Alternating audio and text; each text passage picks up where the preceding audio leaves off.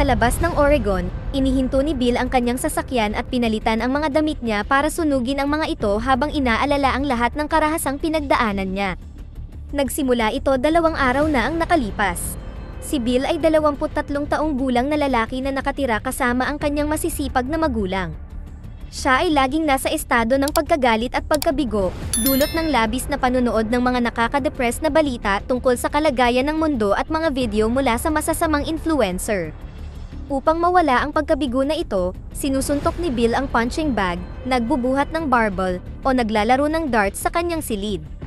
Kapag nasa harap siya ng kanyang mga magulang, si Bill ay nagpapanggap na walang problema. Isang umaga, naging komplikado ang mga bagay nang sabihin ng mga magulang ni Bill na oras na para bumukod siya mag-isa. Nabigla si Bill dahilan kaya nabuhusan niya ng juice ang sarili, at ipinaalala niya sa kanyang mga magulang na ang kasunduan ay dito lang siya hanggang sa magkaroon siya ng sapat na ipon para sa kanyang pag-aaral at gusto niyang gawin ito ng kusa. Iginiit ng kanyang ama na ang ilan sa perang iyon ay maaari niyang gastusin para sa upa, at inakusahan ni Bill ang ama ng pagmamanipula sa kanyang desisyon. Nagkaroon ng pagtatalo, ngunit kinailangang umalis ng mga magulang niya para magtrabaho, at sinabi nila kay Bill na tutulungan nila siya sa loob ng ilang taon at gusto nilang pag-usapan ng maayos ang bagay na iyon sa hapunan mamaya.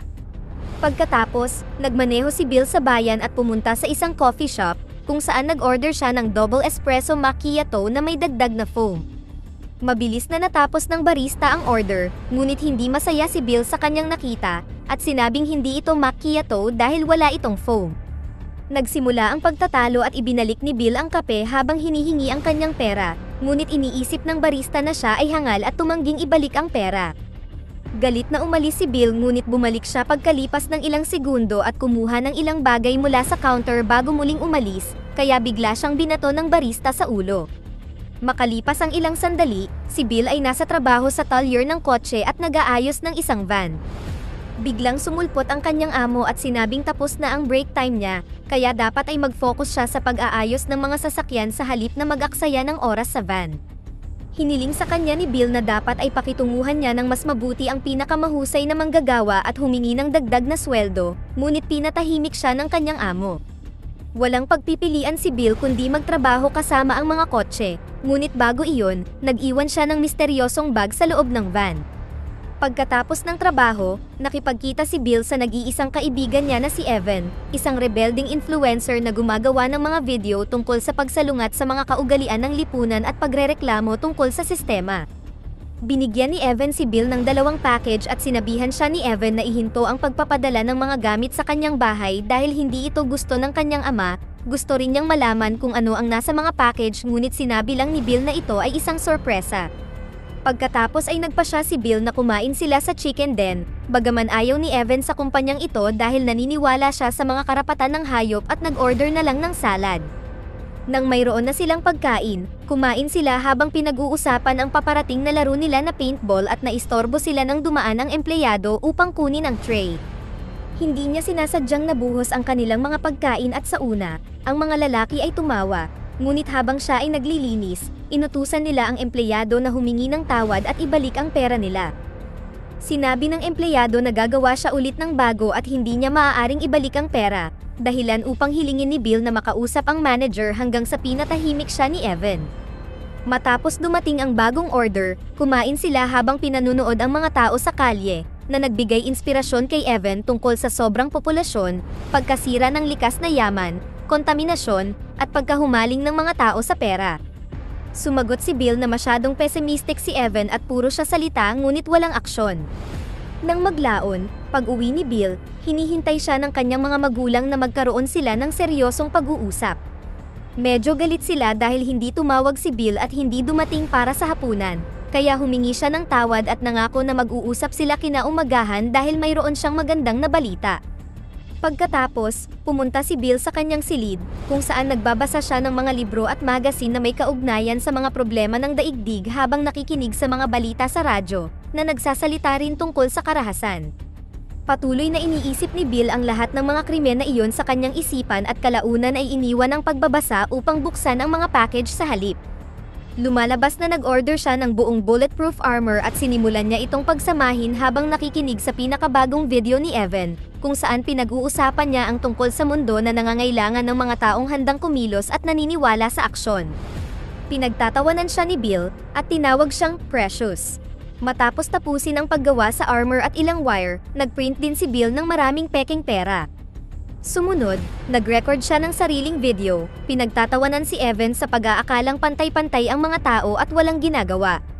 Kinaumagahan, si Bill ay nag-ehersisyo ng mas matindi kaysa dati bago sinamahan ang kanyang mga magulang para sa almusal. Biglang ipinaalam sa kanila ni Bill na ngayon ay gagawin niya ang kanyang responsibilidad, kaya nagpahinga siya mula sa trabaho para manatili siya sa bahay at punan ang mga aplikasyon sa kolehiyo, umaasa na makapag-aral ng mechanical engineering. Laking gulat ng mga magulang sa narinig ngunit labis din siyang ipinagmamalaki at nagpakita ng malaking suporta sa desisyon ng kanilang anak. Pagkatapos, tinipon ni Bill ang kanyang mga gamit habang ipinapakita ang kanyang video, kung saan sinabi niya na, hindi tulad ni Evan, kikilos siya. Kasama sa kanyang mga gamit hindi lamang ang armor kundi pati na rin ang maraming armas na mabilis na pinagsama-sama ni Bill.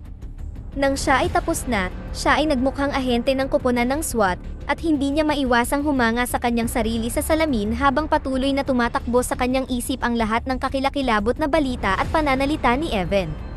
Inihayag din na ang kanyang video ay nagpapakitang sinasabi ni Bill na ang balanse ay nilikha bilang matiraang matibay, kaya papatayin niya ang bawat tao na gumagamit ng mga resources at ang kanilang pamumuhay ay hindi kapakipakinabang para sa lipunan, tulad ng mga pasyente ng cancer.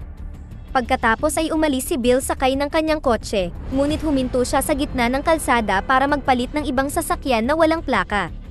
Habang nagmamaneho siya, patuloy na inaalala ni Bill ang lahat ng sinabi sa kanya ni Evan, ng kanyang mga magulang, at ng balita na nagpapanatili sa kanyang motivation. Sa kalaunan, nakarating siya sa gitna ng bayan, kung saan nakita niya ang van sa pinagtatrabahuan niya na nakaparada sa malapit. Gamit ang wireless device, pinaandar niya ang van, halos matamaan ang mga tao at iba pang mga sasakyan sa proseso. Kinontrol niya ang van patungo sa istasyon ng pulisya at binunggo ang gusali, sinira ang reception at nasaktan ang ilang mga opisyal. Ang mga pulis na nakatayo pa ay sinuri ang likuran ng van at laking gulat nila nang makita ang bomba na agad na pinasabog ni Bill, na naging sanhi ng pagsabog ng buong istasyon. Ito ay magpapanatili sa mga pulis upang maging abala ng ilang sandali kaya maaaring magpatuloy si Bill sa kanyang plano. Sumunod ay itinigil ni Bill ang sasakyan at lumabas para barilin ang isang driver na naging dahilan upang bumangga sila. Pagkatapos ay nagsimula siyang barilin ang mga tao sa kalye, na naging sanhi ng malaking kaguluhan habang ang lahat ay nagsisigawan at tumatakbo palayo. Nagsimulang tumunog ang alarm ng mga kotse at tindahan sa buong lugar habang patuloy na pinapatay ni Bill ang mga tao at sa huli, 2 pulis ang dumating upang pigilan siya. Gayunpaman, ang mga bala ay walang nagawa dahil sa armor at pinatay din sila ni Bill. Pagkatapos, bumalik siya sa Main Avenue para ipagpatuloy ang pagbaril sa mga tao ng walang awa, humihinto lang kapag kailangan niyang mag-reload. Tinanong pa niya ang isang babae kung natatakot siya bago siya pinatay. Nagpatuloy ang massacre sa loob ng ilang minuto at sa sandaling iyon ay nagsimula na ring pumasok si Bill sa mga tindahan. Matapos patayin ang lahat sa restaurant, pumunta siya sa cafe kung nasaan ang barista na bumastos sa kanya at humingi ng parehong order. Hindi siya nakilala ng barista at inihanda ang order, ngunit nagalit si Bill dahil kulang na naman ito ng foam.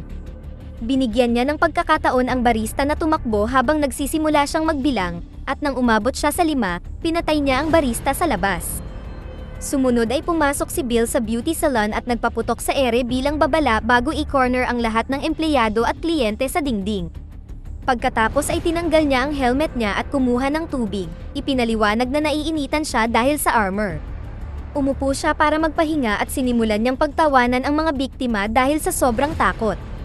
Ang ilan sa mga kababaihan ay humingi ng awa at binanggit ang kanilang mga pamilya, kaya sinabi ni Bill na pakiramdam niya ay masusuka siya at umalis sa tindahan nang hindi pinapatay ang sinuman. Gayunpaman, bumalik siya makalipas ang 2 segundo para i-corner muli ang mga tao sa salon at sabay-sabay silang pinagbabaril dahil nakita nila ang kanyang mukha. Ang sumunod na hinto ni Bill ay ang bingo, kung saan ang isang grupo ng mga matatanda ay masyadong abala sa paglalaro upang bigyan siya ng pansin. Nagpasya siyang kumuha ng pagkain at napansin ng clerk na may sayad siya, kaya hindi niya ito siningil. Umupo si Bill sa mesa sa gitna ng mga matatanda at kinain ang kanyang sandwich, ngunit kinasusuklaman niya ang lasa nito. Nang maramdamang kumukulo ang kanyang galit, nilapitan ni Bill ang caller at ninakaw ang pinakabagong numero habang isinisigaw niya ito para sa lahat, ngunit walang tumugon maliban sa caller na magalang na hiniling sa kanya na ibalik ang numero. Napagtanto ni Bill na ang mga taong ito ay hindi nangangailangan ng kanyang tulong dahil sila ay halos patay na at umalis na. Pagkatapos, nagmaneho si Bill sa lokal na bangko habang nakikinig sa radyo na sumasaklaw sa lahat ng kanyang mga krimen. Nang makarating siya sa bangko, siya ay pumarada at agad na pinaputukan ang paparating na gwardya bago pumasok sa loob. Habang pinapaatras niya ang lahat mula sa alarm, biglang tumalon sa kanya ang isang empleyado mula sa likuran at pinabagsak siya, ngunit mabilis siyang natalo ni Bill at pinatay siya gamit ang kutsilyo. Nagsimulang magpanik ang mga tao, kaya binaril ni Bill ang ilan sa kanila bago inutusan ng manager na buksan ang safe. Habang hinahanap ng manager ang susi, inutusan ni Bill ang isang empleyado na ihanda ang bag. Sumunod, nagkunwari ang manager na hindi niya alam ang password ng safe, kaya nagsimulang makipag-usap sa kanya si Bill tungkol sa pag-unawa at pang-iinsulto hanggang sa tuluyang mabuksan ito ng lalaki. Nang may lagay sa bag ang lahat ng pera, nagmamadaling bumalik si Bill sa kanyang sasakyan, nilagay sa trunk ang bag na may totoong pera, at inilabas ang bag na may mga peking pera na ginawa niya. Pagkatapos ay ipinakita niya sa mga tao na sinunog niya ang pera habang sumisigaw na walang silbi ang pera. Pagkaalis ni Bill sakay ng sasakyan, lumabas ang manager ng bangko at nakita ang nasusunog na pera, kaya tinawagan niya ang sheriff. Samantala, patuloy na nagmaneho si Bill habang nakikinig sa mga reporter na pinag-uusapan ang lahat ng kanyang mga krimen. Gamit ang radyo, nakuha niya ang frequency signal ng mga pulis at nalaman niyang hinahanap siya, at ang mga pulis na ito ay darating sa bayan sa pamamagitan ng crossroad. Sa sandaling iyon ay nakatanggap si Bill ng tawag mula sa kanyang ina, kaya mabilis siyang nagsinungaling at sinabing hindi siya umalis ng bahay habang nagpapanggap na hindi alam ang tungkol sa mga insidente sa bayan. Makalipas ang ilang sandali, huminto si Bill sa chicken den at pinatay ang empleyadong nagbuhos ng kanilang mga pagkain kahapon.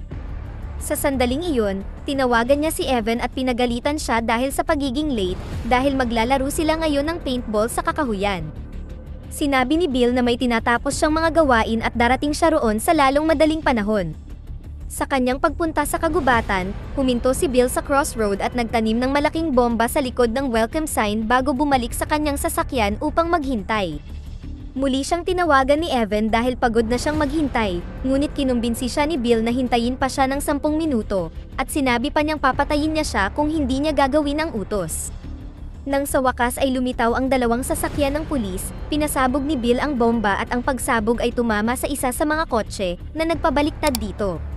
Ang kotseng sinasakyan ng sheriff ay nagawang maiwasan ang pagsabog at nang makita ni Bill ang mga ito na paparating, agad siyang lumayo sakay ng kanyang kotse na nag-trigger ng habulan sa kalsada. Nagpalitan din sila ng ilang mga putok ngunit hindi sila natamaan, kaya nakipaggitgitan ang sheriff sa kotse ni Bill, ngunit binangga niya ito pabalik at sapat na iyon para mag-speed up, at naiwan ang sheriff. Makalipas ang ilang sandali nang sa wakas ay maabutan ng sheriff at ng kanyang mga opisyal si Bill, nakaalis na siya kotse dala ang bag ng pera. Itinaas niya ang kamay habang nasa likod ng bakod at binalaan ang mga opisyal na huwag sumunod sa kanya, ngunit nang hindi makinig ang mga pulis at nagpaputok, gumamit si Bill ng detonator upang pasabugin ang kanyang sasakyan bago tumakbo palayo. Ang dalawang opisyal ay namatay ngunit ang sheriff ay nakaligtas at pumunta sa kagubatan upang hanapin si Bill. Ilang saglit lang ay naligaw ang sheriff, at habang abala siya, lumitaw si Bill sa likod niya at sinaksak siya. Sinubukan ng sheriff na barilin siya, ngunit itinulak lang siya ni Bill bago siya iniwan na duguan hanggang sa mamatay. Pagkatapos, nagmadali si Bill upang makipagkita kay Evan at ipinakita sa kanya ang bag na puno ng pera. Habang abala si Evan, gumamit si Bill ng stun gun para itumba siya, pagkatapos ay inilagay niya ang baril sa kamay ni Evan. Sa pamamagitan ng paglalagay nito sa tamang posisyon, binaril at pinatay ni Bill si Evan, na nagmumukhang siya mismo ang tumapos sa sarili niyang buhay. Pagkatapos ilagay ang armor niya kay Evan, si Bill ay nagmaneho palayo hanggang sa makarating siya sa ligtas na lugar kung saan maaari siyang magpalit ng malinis na damit at sinunog ang lahat ng ebidensya na nakita sa panimula ng palabas.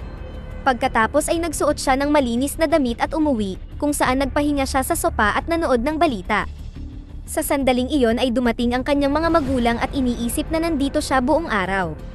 Ang reporter sa TV ay nag-anunsyo na natagpuan ng pulisya si Evan at kinumpirma na siya ang nasa likod ng massacre, kaya sinabi ni Bill sa kanyang mga magulang na si Evan ang tanging kaibigan niya. Nakaramdam ng awa para sa kanilang anak, nagpasya silang huwag magtanong tungkol sa aplikasyon niya para sa kolehiyo at niyakap na lang ito. Pagkatapos pumunta ni Bill sa kanyang kwarto, nagkasundo ang mga magulang niya na kailangan nilang ipadala si Bill sa psychologist dahil masyadong malaki ang pinagdadaanan niya. Sa kanyang kwarto, sinimulan ni Bill ang pag-iimpake ng lahat ng pera sa bag habang nakikita sa TV na ang ama ni Evan ay inaresto. Ang lalaki ay dating protestante noong dekada 60 at laging kontra sa gobyerno kaya pinaghinalaan nila na siya ang nasa likod ng mga aksyon ni Evan.